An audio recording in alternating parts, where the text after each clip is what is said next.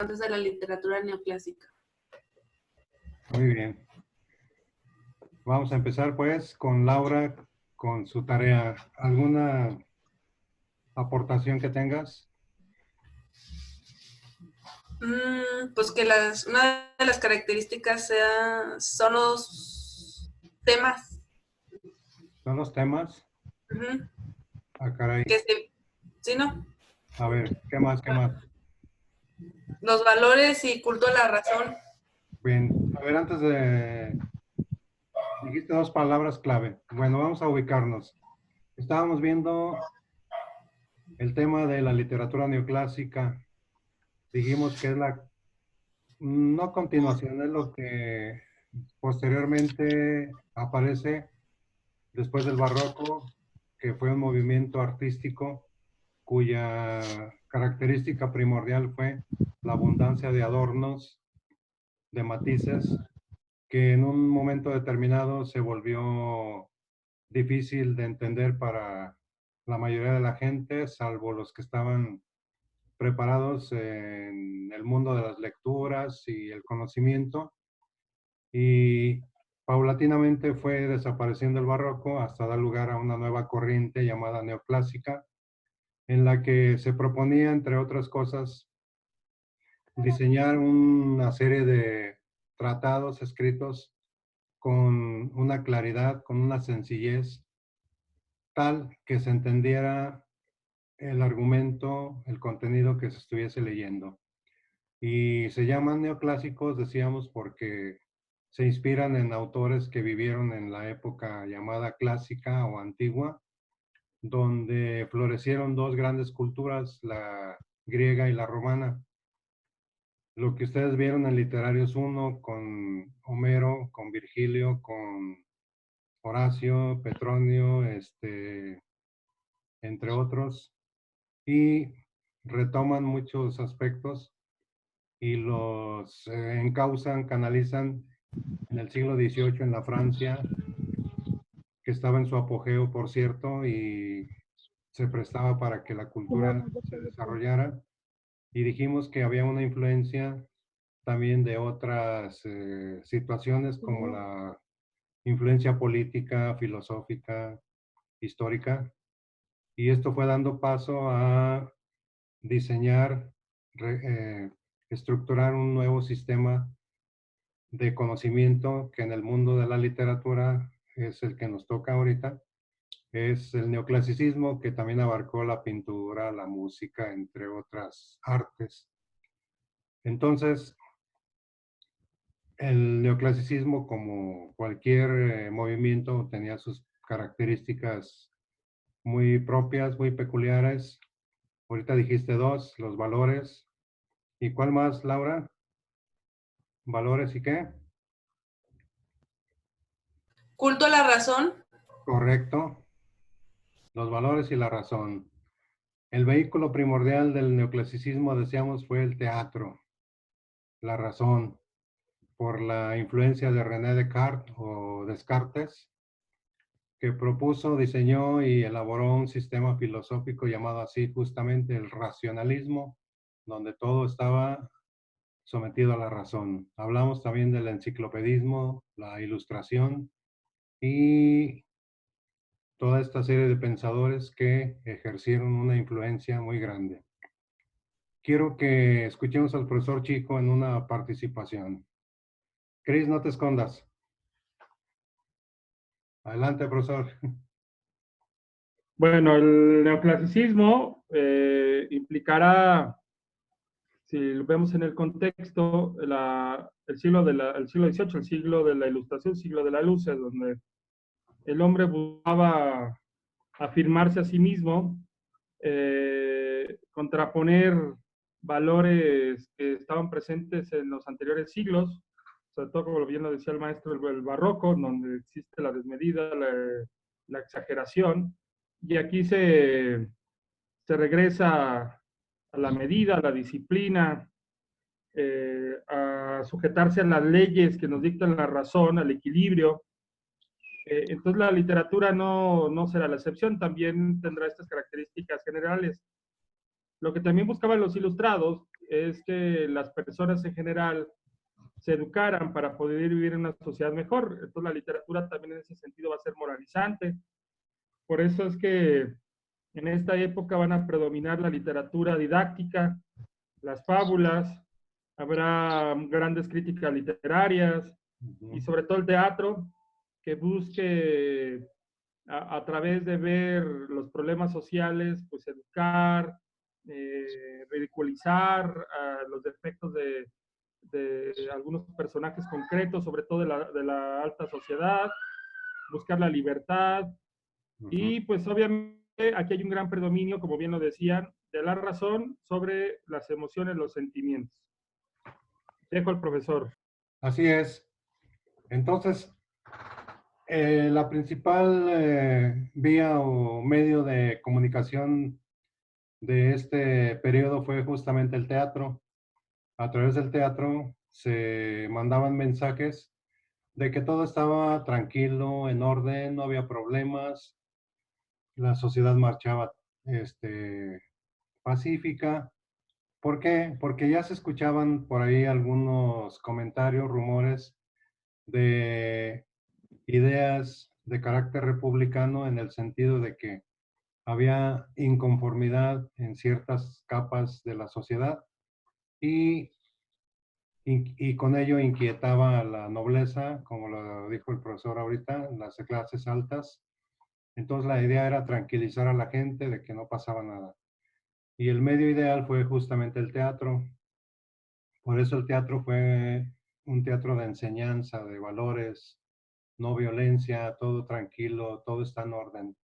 Pero la historia nos dice que no sucedió así. Se dio un gran movimiento histórico que repercutió posteriormente a nivel mundial y que se conoce como la Revolución Francesa. La Revolución Francesa trastocó o cambió las estructuras de muchos países posteriormente y todo esto se generó a las ideas que los ilustrados o pensadores fueron germinando, creando durante un proceso que se llamó justamente el enciclopedismo, ¿no? Entonces, estas características son muy peculiares en este periodo.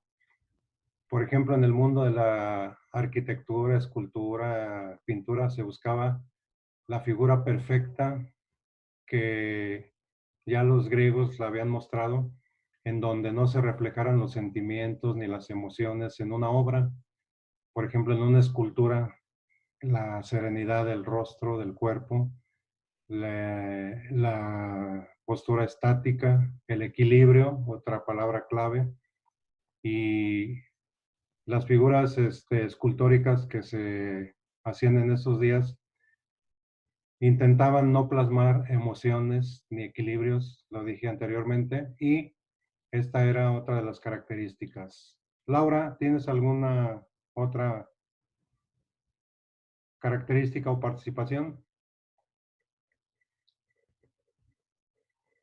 No. Buena respuesta. Bueno, tengo los temas, pero dice, se vinculan con el compromiso político de sus artistas. Ajá. Ahí El está. arte lo... ¿El ¿Mande? compromiso qué?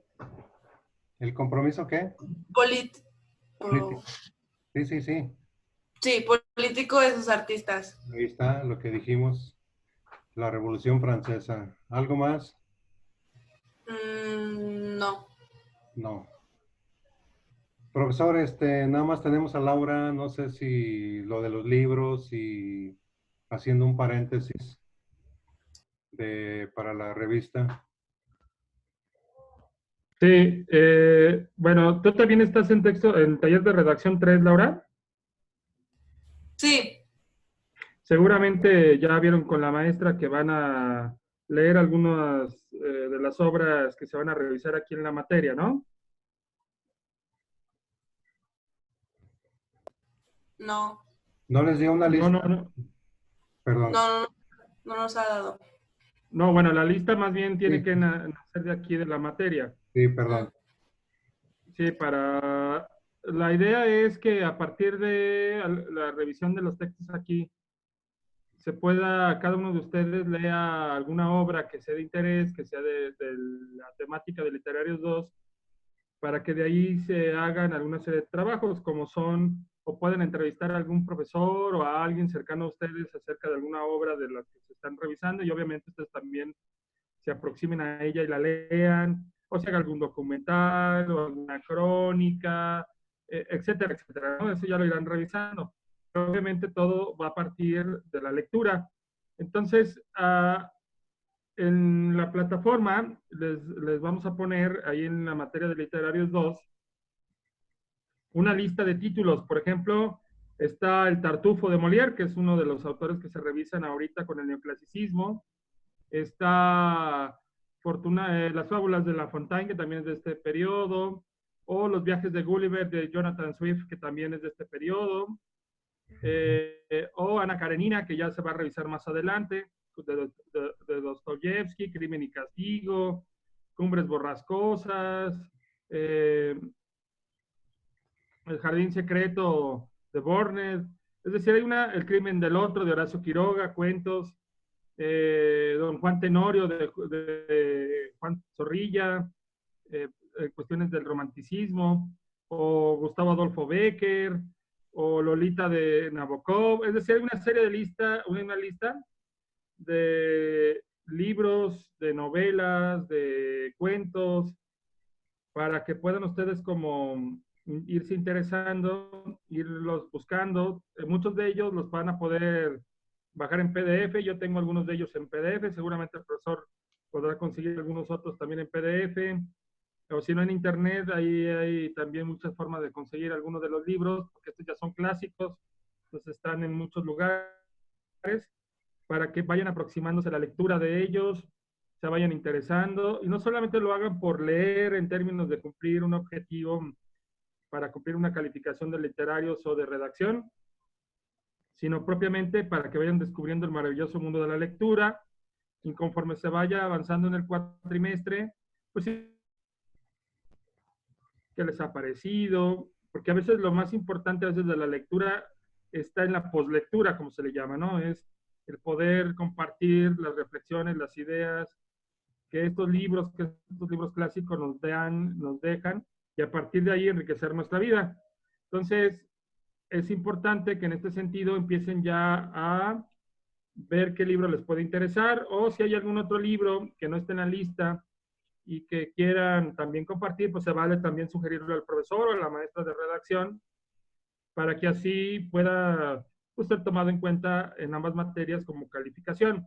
Aquí básicamente lo que se va a hacer al final, como parte de su examen final, es un análisis literario, que ya el profesor Vilchis se los irá, les irá enseñando cómo se hace esto.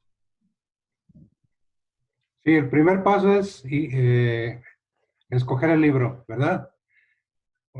Estamos hablando de Chris que se había desconectado. Ah, es que se me fue el internet. Sí, sí, Pero sí. ya.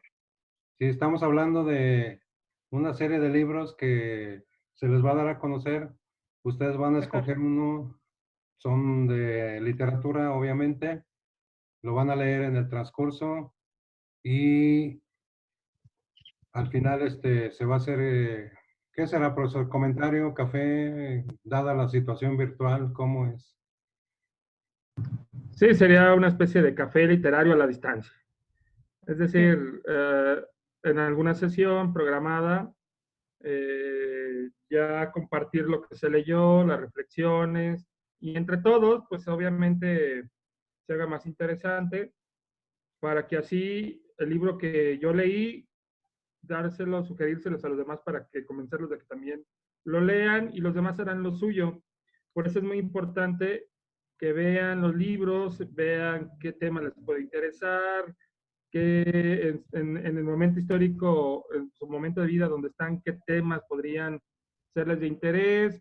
Si tienen dudas, pues se pueden comunicar con el profesor, con su maestra de redacción o conmigo, para decirme, oye, ¿qué libro me sugieres? A mí me gusta este tipo de cuestiones, de terror, de policías, de aventuras. Me gusta más libros que me hagan pensar por las cuestiones tal vez ideas de política, de reflexión, es decir, habrá literatura de todo tipo, y en ese sentido, pues es importante que también empiecen a explorar a partir de sus gustos, de lo que han escuchado, de lo que les ha llamado la atención, lo que les han dicho, etcétera, ¿no? Para de tal forma, pues obviamente empiecen a leer a partir de esto, de ustedes mismos, y no lo vean tanto como obligación, porque si no, entonces realmente no funciona. Muy bien. Aparte, ustedes han escuchado hablar de la sana distancia, ¿no? Ahorita lo que vamos a aplicar aquí es la sana presión, es decir, a lo largo de las clases vamos a ir preguntando cómo vas en tu lectura, de qué trata, te acuerdas de algunos personajes principales, es decir, que nosotros nos estemos dando cuenta de que sí están leyendo el libro, porque lamentablemente ha sucedido que lo dejamos para la última semana o el último día, lo leemos a la carrera y no lo saboreamos. Es decir, la lectura es para disfrutarla, saborearla, asimilarla y practicarla, ¿no? Porque en un dado momento hay muchas situaciones que nos enseñan en las páginas que leemos y las podemos aplicar en la vida diaria. Entonces no es lo mismo leer un libro a la carrera que estarlo disfrutando página tras página. Entonces vamos a ejercer la sana presión y la distancia, la sana presión de que nos platiquen en un minuto o dos cómo va su lectura, hay algunas dudas, algo interesante, para que al final hablemos de lo que realmente sí estuvimos aprendiendo a través de esta lectura. ¿No es así, profesor? Así es, y por lo tanto, pues ir ampliando nuestra visión del mundo. Acuérdense que uno de los objetivos de la literatura, aunque no es el que está como más claro o el que está más visible, es permitirnos vivir o tener experiencias que de otra forma no podríamos tener, porque nuestra vida es limitada, el tiempo es limitado, entonces no podemos vivir la vida a veces de un pirata, la vida de un asaltante, la vida de una mujer en la que seamos hombres, o ustedes que son mujeres de un hombre, ponernos en los zapatos del otro y reflexionar las visiones diferentes del mundo, de otras épocas, y por qué no, hasta el ejercicio del futuro, ¿no? Que también hay libros que hablan sobre qué sucedería si. Todas estas experiencias van aumentando nuestra forma de ver el mundo. Es como irnos enriqueciendo, viviendo vidas que de otra forma no podríamos vivir. Así Y por es. eso es que la buena literatura, la literatura clásica, lo que no va a pasar de moda es aquello que nos permite trasladarnos, ponernos en el lugar de otra persona, podernos reflexionar, poder aspirar, de ver ciertos ideales, ver que el mundo se puede transformar, que vale la pena transformarse o no. O hay otro tipo de literatura que es más para entender que el hombre, el esfuerzo, la lucha contra la naturaleza, contra los mismos hechos sociales son válidos, ¿no? Es decir, hay un montón de temas, un montón de cuestiones que la literatura puede mostrarnos, enseñarnos y por lo tanto complementar nuestra vida, que nuestra vida tenga otro sentido, que la vida tenga eso, vida con otros ojos. ¿Verdad, profesor? Así es. Por ejemplo, hay una literatura que le llaman ciencia ficción. A veces yo la llamo una literatura que se adelanta a su tiempo. Tenemos un caso concretísimo, ¿no? Como el de Julio Verne. Chris, Laura, ¿han leído alguna obra de Julio Verne? ¿O saben quién es? ¿Mandé? Ay, ¿Algún Laura. qué? ¿Dónde andas, Chris? ¿Dónde andas? Es que no se escucha muy bien. Yo a ti sí te escucho muy bien. Laura, ¿Sí? ¿sí escuchan bien ustedes? Laura y Chris, o nada más nosotros nos escuchamos. ¿Sí No, escuchan? sí. Julio Verne, algo de él. Hay películas, ¿no? No, ¿No te que suena no. Julio Verne? No. Chris? Bueno, Julio Verne fue un escritor francés que está catalogado como los escritores de ciencia ficción. Él se adelantó a su tiempo y en libros que nosotros leemos nos damos cuenta de que muchas cosas que él escribió hace muchísimos años se están cumpliendo o ya se cumplieron. Por ejemplo, Ante la bandera es un libro que escribió él y ya narra ahí toda la situación de la bomba atómica. Tiene otro que se llama Las 20.000 leguas de viaje submarino, el Nautilus, donde ya describe un vehículo submarino, debajo del mar, que se desplaza y que hace grandes distancias, y eso no era posible en la imaginación de los hombres porque pues sonaba a locura. También en otros libros describe los viajes de las naves Apolo, que un buen día llegaron a la luna, y todo esto entra en el rango de lo que le llaman la literatura de ciencia ficción. Entonces, cuando no suceden los hechos, nos maravillan, nos sorprenden, nos causan impacto, incredulidad, pero cuando avanza el tiempo nos damos cuenta que, oh misterio, se van cumpliendo estas, si se puede llamar profecías, y nos asombra, ¿no? Todo este mundo literario. Entonces, esa es la idea, que ustedes lean, que despierten su imaginación. Ustedes han visto películas que están basadas en libros, pero cuando ven la película nos gusta, pero cuando vemos y leemos el libro, nos damos cuenta de que muchísimos detalles, descripciones, narraciones que descubrimos en un libro no tienen nada que ver con la película, porque entra en juego nuestra imaginación, nuestra fantasía, nuestra forma de pensar, y nos impacta la lectura. ¿No es así, profesor? Sí, porque también nos hace ver que el mundo que estamos viviendo puede ser diferente, se puede transformar de alguna forma. Por ejemplo, hay un libro, está hablando el profesor de libros de ciencia ficción, hay un cuento de un mexicano que se llama Enrique La Serna, que habla sobre el México del futuro, y que está muy interesante porque él habla sobre un momento en donde ya no hay petróleo, es muy difícil obtener energía, el sistema económico ha descubierto que la mejor forma, la forma más barata de obtener energía es a través del sistema nervioso humano, y que la mejor forma de obtener una descarga con mucha energía en un ser humano del sistema nervioso es a través de un orgasmo. Entonces, los seres humanos están conectados a aparatos que recolectan ese excedente de energía que es producida por un orgasmo. El cuento se llama El orgasmógrafo. Y entonces tenemos a un adolescente que no se conforma porque su alrededor, el México creo que es 2060, 2070, no recuerdo la fecha por donde está el cuento ambientado, plasma un mundo donde el sistema orilla a que todo el mundo tenga relaciones sexuales. A los adolescentes se les orilla. Hagan de cuenta que lo que sucede ahora, que cuídate, ¿no? Hasta el matrimonio, etcétera, etcétera, es al revés en ese momento. Y entonces él se da cuenta que él no quiere eso, que él quiere darle su amor, tanto físico como emocional, etcétera, a alguien en especial, y no brindarlo de esa forma. Entonces él se resiste. ¿Y esto qué genera?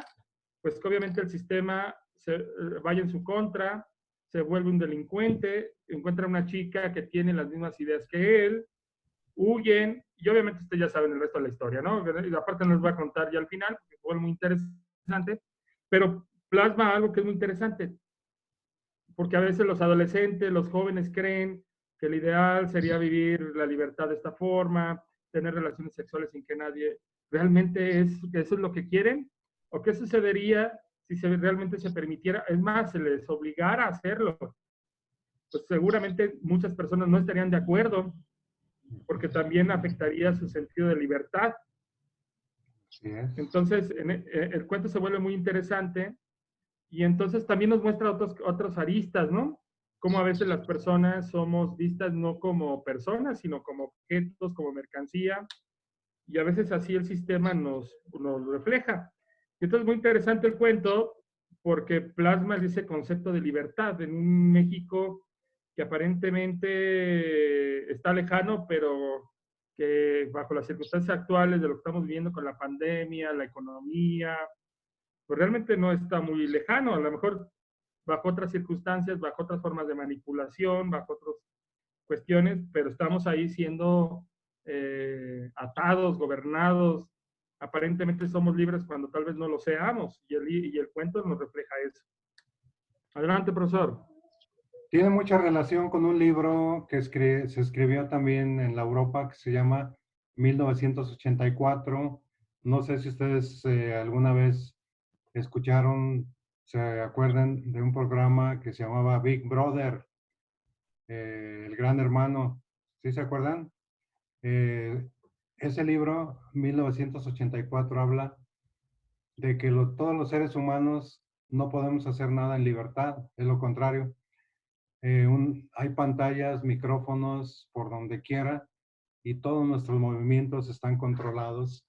Esto se escribió hace muchísimos años y está sucediendo, ¿no? Ahorita todo el mundo está controlado por redes sociales, por la tecnología, por cuestiones de papeleo. Nos controlan, por ejemplo, la CURP es un sistema de control que todo tipo de papeles y que a veces nos reducen a números. ¿Qué número de filiación tienes? No nos dicen, ¿cómo se llama usted? ¿Qué número de lista eres? ¿Cuál es tu matrícula? O sea, en términos generales, ¿no? Y todo esto ya lo platicaba George, el apellido se me escapa, un inglés donde habla Orwell. Orwell, correctísimo, de la pantalla y el ojo que te observa por doquier, ¿no? ¿No es así, profesor? El Big Brother te observa. Sí, y que son libros ya escritos hace casi 50 años o más, pero que siguen siendo muy actuales y que seguirán siendo actuales porque la manipulación social, la manipulación económica, política está siendo presente.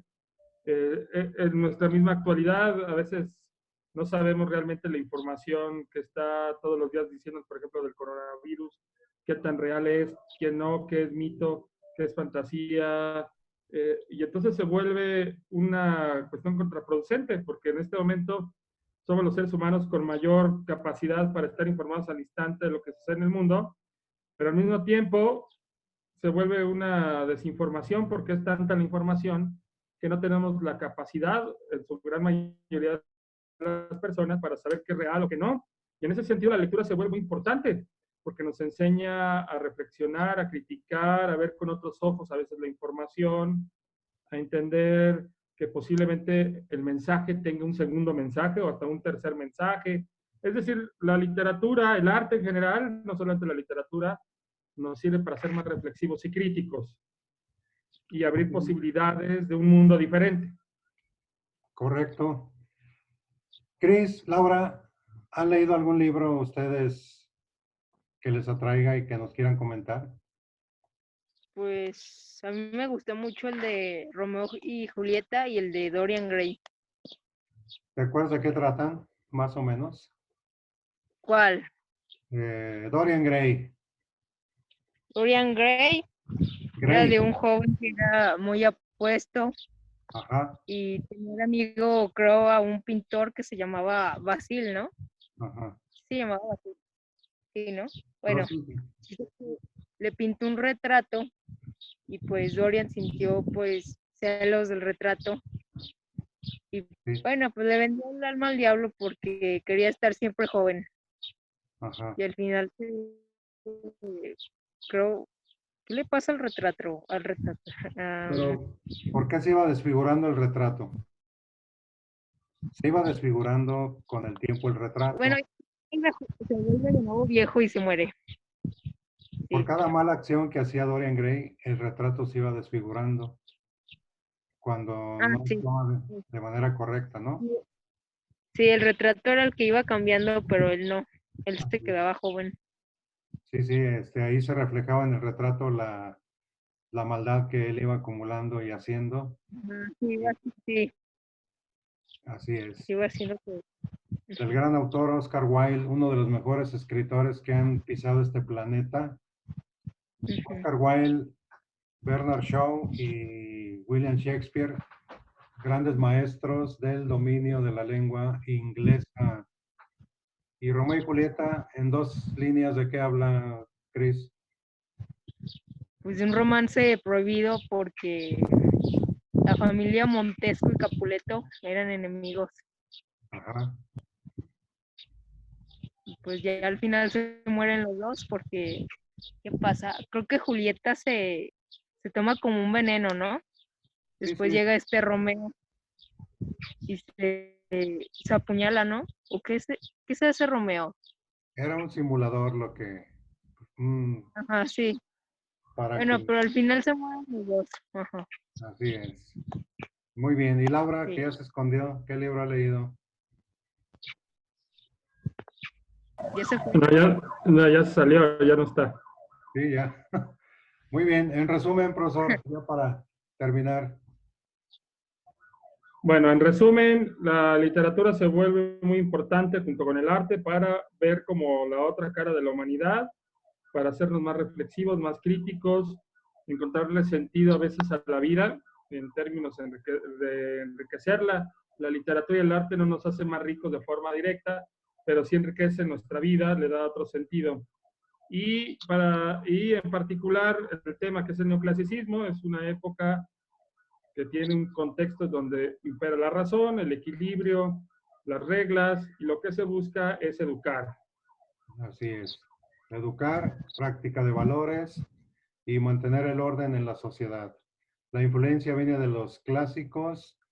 El apogeo está en Francia en el siglo XVIII, pero también prepara el camino a momentos históricos muy importantes, como la Revolución Francesa, y se contrapone o es una visión artística opuesta al barroco que tenía como característica primordial la abundancia de adornos.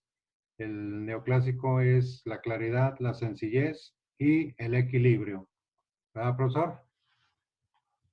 Muy bien. Entonces, por ahí está la plataforma de asistencia de tareas para que la consulten. Si hay dudas, preguntas, comentarios, estamos abiertamente a sus órdenes. El profesor coordinador, sus tutores, un servidor. Y con esto finalizamos la sesión. Y por ahí tienen su tarea y la siguiente la comentamos. Pero ahora sí, háganla, porque si no se vamos a abrir la sesión haciendo preguntas acerca de la tarea. ¿Sí? ¿Crees? Sí. Muy bien.